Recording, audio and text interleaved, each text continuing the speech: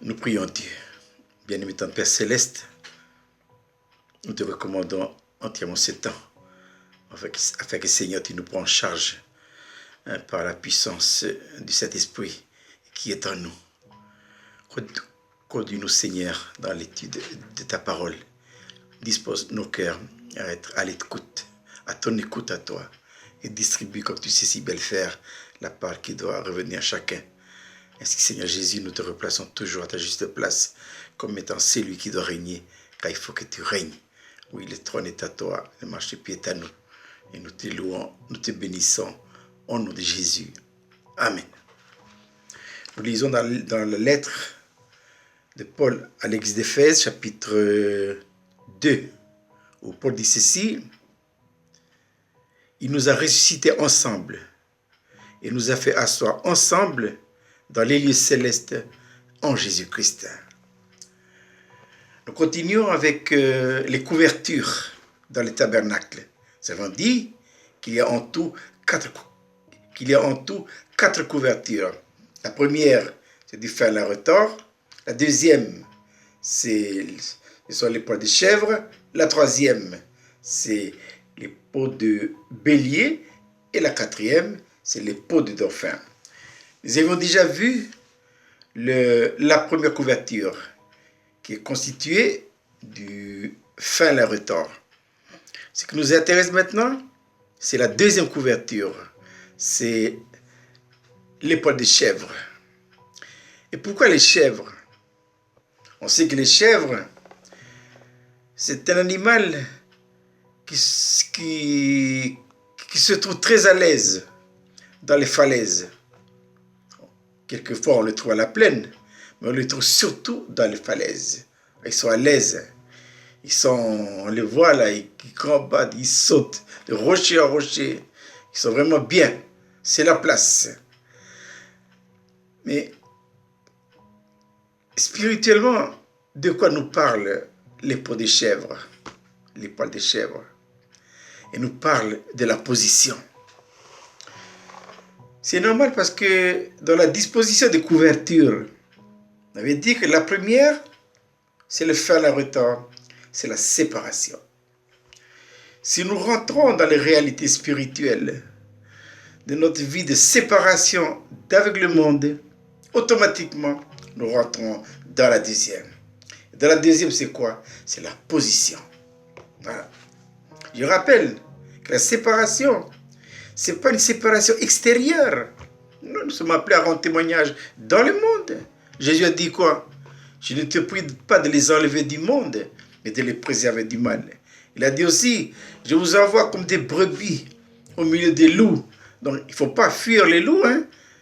Il faut aller vers les loups. Et vous verrez que les loups, ils vont se sauver de nous. Hein? Il faut aller dans le monde, sans être du monde.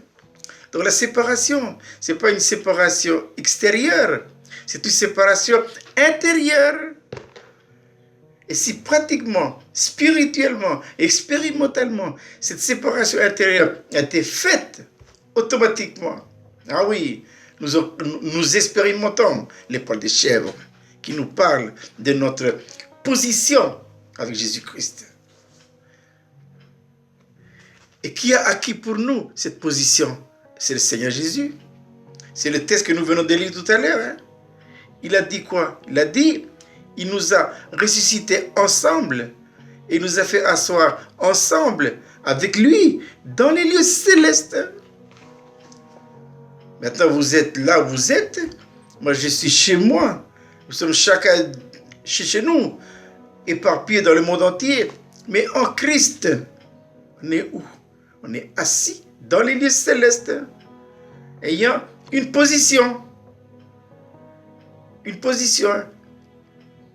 Et cette position, c'est le Seigneur Jésus-Christ qui a acquis pour nous à la croix de Golgotha. C'est lui qui a acquis la position. Mais il l'a acquis pour nous.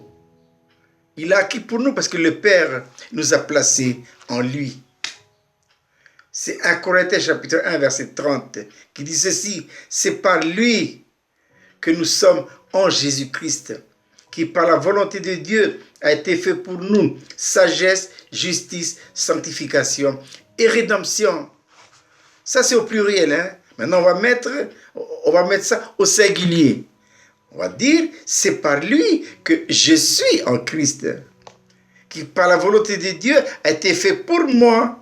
Quoi? Sagesse, justice, sanctification et rédemption. Voilà. Tout ça, hein, ce sont notre héritage que le Seigneur Jésus-Christ a acquis pour nous à la croix de Golgotha. Mais attention, le verbe utilisé, c'est conjugué, hein, c'est au temps passé. C'est par lui que nous sommes en Jésus-Christ. Il y a de cela 2000 ans déjà. Mais ce qui fut vrai en Christ, il y a déjà 2000 ans déjà, doit devenir maintenant une réalité expérimentale dans votre vie et dans ma vie. Il ne suffit pas simplement de lire ça comme un texte. Il faut le lire, il faut rentrer dedans. Parce que si nous ne rentrons pas dedans, eh bien, si on n'est pas dedans, on est dehors. Hein? Et quand on est dehors, eh bien, on est à la merci de l'ennemi. C'est une position que le Seigneur Jésus-Christ a acquis pour nous à la croix de Golgotha. Et nous devons occuper cette position par la foi. Maintenant, d'une manière expérimentale et pratique, de quoi nous parle cette position? Cette position nous parle de la vie dans l'esprit. Hein? Attention, hein? Nous avons un esprit, une âme et un corps. À cause du péché, cette disposition intérieure a été chamboulée. Mais à la croix de Golgotha, puisque nous sommes en Christ, le Seigneur, il a remis l'ordre intérieur. Il a remis, c'est le passé, l'esprit, l'âme et le corps. Voilà. Dans le passé, il nous a redonné cette position en lui. C'est-à-dire que intérieurement, dans le passé, hein, nous avons été reconstitués en Christ. Notre esprit est à sa place, notre âme est à sa place et le corps est à sa place. Voilà. Donc, avec cette disposition-là, eh bien, la position dont il est question ici, là, c'est la vie dans l'esprit. Voilà. Voilà. Mais il est évident que dans la nouvelle naissance, eh bien, quand nous sommes nés de nouveau, nous n'avons pas cette position-là. Non, non. Nous sommes nés de nouveau et quand le Saint-Esprit a introduit dans notre esprit l'habit de résurrection, eh bien, l'habit de résurrection a trouvé en nous un véritable schisme, division. Donc, il faut à tout prix que nous rentrions dans l'esprit de la circoncision, de la division, de la séparation, de telle manière à rétablir l'ordre intérieur pour que notre esprit retrouve sa juste place et assume ses prérogatives sur l'âme et le corps. Voilà. Et une fois que notre esprit a retrouvé sa juste place, qu'on va pouvoir vivre cette position. Hein. Sinon, ce n'est pas possible. Hein. Impossible. Si ça restera des écrits, on va comprendre, on va saisir. Ce n'est pas difficile. Hein. On n'a pas besoin d'avoir bac plus 10 pour comprendre. Hein. C'est simple. Mais là où c'est compliqué, c'est les réalités. Parce que Satan connaît l'importance de cette position. Hein. Ah oui, oui. Et cette position, je répète, c'est la vie dans l'esprit. Voilà. Et pourquoi la vie dans l'esprit? Bien, parce que la Trinité est là. Jésus a dit, Paul a dit dans sa lettre aux Corinthiens, ne savez-vous pas que votre corps est le temple de Dieu et que l'Esprit de Dieu habite en vous? Bon, évidemment. Si Dieu est en nous et que l'Esprit de Dieu est en nous, ça veut dire Jésus il est aussi en nous, puisque c'est la Trinité. Où ça? Dans notre esprit. Hein? Que le Seigneur ouvre nos yeux sur cette position que nous avons, que Dieu nous a donnée. Voilà. Donc nous devons bien comprendre le processus. Et ce processus-là consiste à donner au Saint-Esprit qui travaille en étroite collaboration avec la croix, de telle manière à remettre en ordre notre être intérieur. Et ça, il faut absolument que le Saint-Esprit travaille comme avec la croix. C'est pourquoi, d'une manière pratique, hein, il y a deux grands chantiers qui se font en nous. Il y a d'abord la vie dans l'esprit, voilà, et ensuite il y a l'âme. L'élément en nous qui a péché, c'est l'âme. Et la vie naturelle est dedans, voilà. Mais si nous voulons que le Saint-Esprit et la croix travaillent notre âme, où se trouve le péché, pour libérer la vie dans l'esprit, il faut que par la foi, nous occupions notre position en Christ. C'est une question de foi. C'est pourquoi Jésus a dit, dans Jean chapitre 10, dans la parabole du cèpe du Psaume, il dit quoi? Il dit, dans Jean chapitre 15, il dit, celui qui ne demeure pas en moi. Ça veut dire quoi? Ça veut dire que celui qui ne vit pas dans l'esprit, hein, pour changer de terme, pour bien comprendre, celui qui ne demeure pas en moi, ça veut dire celui qui ne vit pas sa vie dans l'esprit, il dit, il est jeté dehors. Comme un sarment, il sèche. Ça veut dire quoi? Ça veut dire qu'il n'a pas une vie vivante. Il sèche, il n'y a plus de vie. On est toujours enfant de Dieu, mais on est descendu d'un cran. Non, le but de la vie chrétienne, c'est d'occuper sa position. Et par contre, Jésus dit, mais si vous demeurez en moi, en d'autres termes, si vous occupez la position que je vous ai donnée, il dit quoi? Je demeurerai en vous et vous porterez du fruit, beaucoup de fruits et du fruit en abondance. L'ennemi connaît la valeur de cette position. Il n'y a pas d'étonnant parce que c'est dans la lettre de Paul à l'église d'Éphèse que se trouve cette position.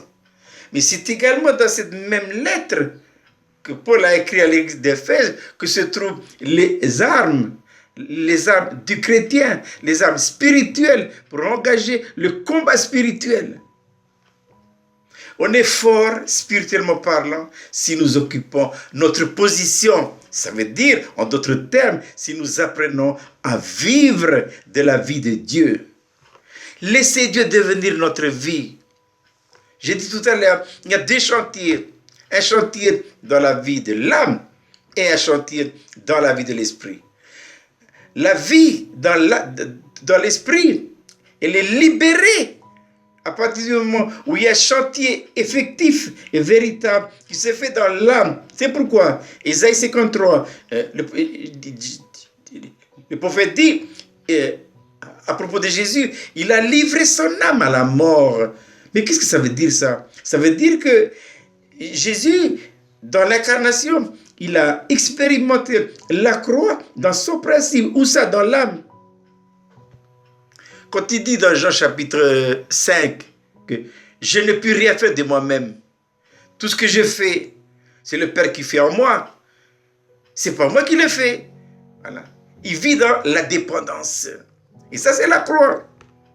Et qui c'est qui doit expérimenter la croix? Mais c'est l'âme. C'est l'âme qui est en bas. Et il doit expérimenter la croix parce que dans la chute, il a usurpé la place qui ne lui revient pas. Il a usurpé la place de l'esprit. Voilà. Mais par œuvre de séparation et de division, elle a repris sa juste place. Soumission, obéissance, dépendance.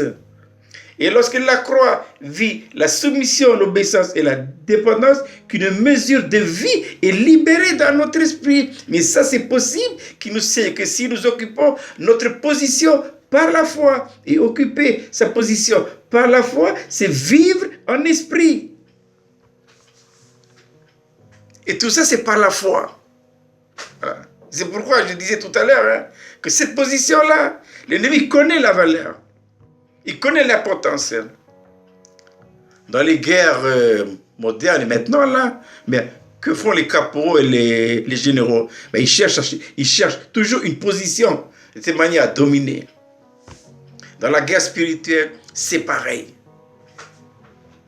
Jésus a acquis pour nous la résurrection, une position au-delà au-delà des forces sataniques, diaboliques, occultes. Pour utiliser une image, si Satan, le monde satanique, diabolique, il veut nous atteindre, mais il faut qu'il monte. Et quand il monte, il va trouver qui? Il va trouver la vie qui les a vaincus. Quelle vie? La vie du Seigneur Jésus-Christ, évidemment. Mais si nous perdons notre position là-haut et que nous redescendons en bas, eh bien nous allons recommencer à vivre avec notre vie d'âme. La vie que le Seigneur Jésus-Christ a crucifiée à la croix de Golgotha. C'est ça, perdre sa position. Mais occuper sa position, c'est rester dans la vie de l'esprit et être conduit par cet esprit. C'est pourquoi l'apôtre Paul dit dans Romains chapitre 8, il dit que ceux qui sont conduits par l'esprit sont fils. Et ça, nous le voyons très bien dans la vie du Seigneur Jésus-Christ. Il dit, le Fils ne peut rien faire de lui-même. Hein. Il ne fait que ce qu'il nous voit faire au Père. Et tout ce que le Père fait, le Fils aussi le fait pareillement. Il vit dans la dépendance du Père. Mais c'est ça la croix en tant que principe de vie. Je résume. 2 chantiers. L'âme en bas et l'esprit là-haut. La mesure de vie libérée là-haut. Voilà. Et la progression de la vie libérée là-haut dépend du chantier de l'âme. C'est pourquoi notre âme, à vous et à moi, qui a péché, il faut qu'elle apprenne à vivre la croix dans son principe. C'est-à-dire, il faut qu'elle vive la soumission, la reconnaissance d'une autorité, l'obéissance et la dépendance. Ah, mes chers frères et sœurs, si nous pouvons comprendre l'importance de cette position en Jésus-Christ. Et Satan connaît la valeur de ça. C'est pourquoi il fera tout pour que nous n'occupions pas notre position. Et si nous arrive d'y arriver par la grâce de Dieu, eh bien, il fera tout pour nous faire redescendre. Ah oui, il ne faut pas redescendre, il faut rester là-haut. Par la foi, hein. C'est pas facile, hein? C'est difficile, hein? Mais c'est ça la vie chrétienne. Hein? Ah oui, c'est ça la vie chrétienne. Que le Seigneur que le Seigneur nous donne des grâces de rentrer pratiquement, expérimentalement dans la position que Dieu nous a donnée. Mais nous sommes déjà en Christ. Ça y est, on est déjà. Ce qui reste à faire maintenant, c'est quoi? C'est de l'occuper par la foi. C'est tout. Il ne faut pas essayer on va jeûner, on va mieux lire la Bible, on va essayer de faire des études, peut-être qu'on ait beaucoup de diplômes, on va occuper la position. Non. Il n'est pas question d'avoir des diplômes, des connaissances de la Bible et jeûner, faire tout ça. C'est une question de foi et de la simplicité de la vie chrétienne. On complique trop, hein? Alors que la vie chrétienne, elle est très simple, hein? C'est Dieu qui nous a donné la position. Occupons-la par la foi, c'est tout. Laissez Dieu faire. Laissez Dieu faire. Laissez Dieu nous introduire dans les réalités expérimentales de notre position en Jésus-Christ que lui-même a acquis pour nous à la croix de Golgotha. Que le Seigneur bénisse sa parole. Voilà. Et qu'il nous accorde des grâces de ne pas quitter cette position. Et si on ne l'a pas encore, qu'il crée en nous le vouloir et le faire, la faim et la soif. Et c'est lui qui nous y fera parvenir. C'est son affaire à lui. Allez, nous allons prier ensemble. Bien-aimé Père Céleste, nous te remercions de ta parole. Aide-nous, Seigneur, à occuper notre position que toi tu nous as donnée à la croix de Golgotha. Et nous te louons, nous te bénissons de pouvoir te prier ainsi. Au nom de Jésus. Amen.